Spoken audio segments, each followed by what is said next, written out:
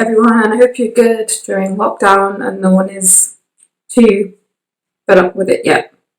So this is going to be a video talking about the Bitcoin halving, what that is, how significant it is, what does it mean, how does it affect the price of Bitcoin, and whether we should be thinking about it like that. I mean, it depends what approach you're taking, if you're an investor or an interested person who just likes the tech. So yeah, let's just get into it. Reports on one person already using the brand new system. If anyone does computer science or has done it, or is a developer, there is a type of algorithm called quicksort, which would halve by halving an array, or working with it like that. So in this case, the Bitcoin halving is kind of comparable to that.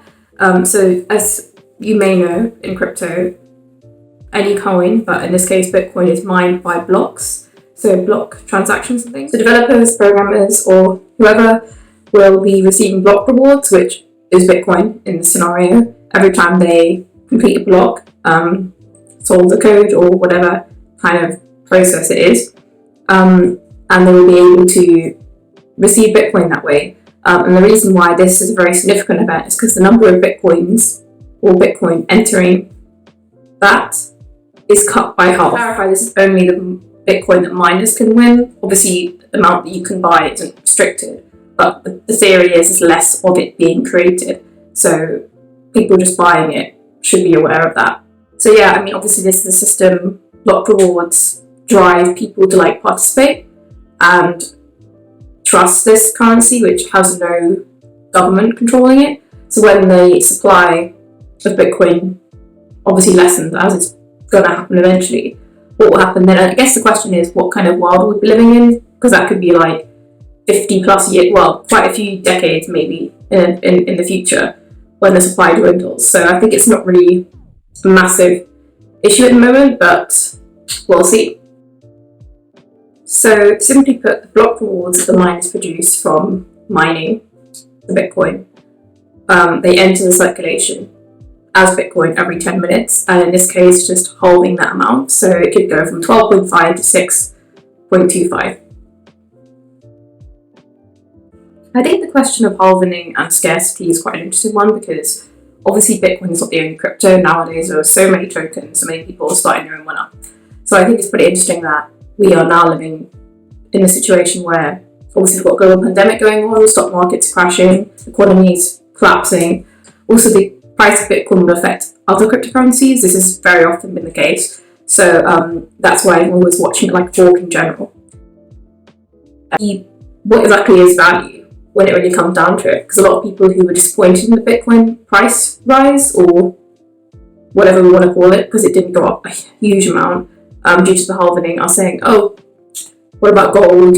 Gold is also scarce, Bitcoin is scarce, and so on. So if it's applying the same logic, I don't think we can apply the same logic, because it's a cryptocurrency. The technology behind it is quite cool.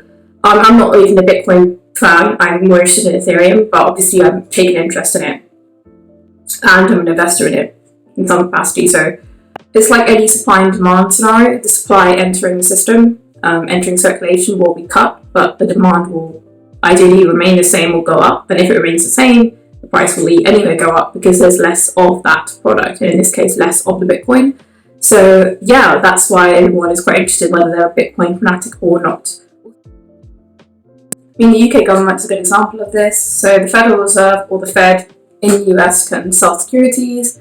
The UK government has sold securities and government bonds and stuff in order to get out of debt and so forth. So they will always be able to do that to save the situation where needed. And this seems a lot less dramatic in comparison. Many Bitcoin fanatics, if people interested in Bitcoin, are aware that obviously this halving has happened twice before. It happens every 4 years, and eventually there will be enough Bitcoin mined that it will eventually stop. So there will be a finite amount of Bitcoin. So eventually the number of Bitcoin to mine will run out, because obviously it can't just be constantly mass produced. That isn't really a very healthy thing. But also the question is, when that is happening, what will be the incentive for miners to be involved, because obviously they can't get any more Bitcoin. So it's predicted that in the year 2140, the process of halving or halvening will end, with 21 million Bitcoins being in existence, so that's obviously quite a lot. And if we're talking about distributing wealth or distributing the currency, there's probably more than enough to create quite an equal society, I guess. But the point is that, I mean, that's a long way from now, so it will be in someone else's hands. Kind of what happens with that. And it started in 2009, so there was 50 coins, I think, mined every 10 minutes, and now that's gone down to 12.5, so we'll see.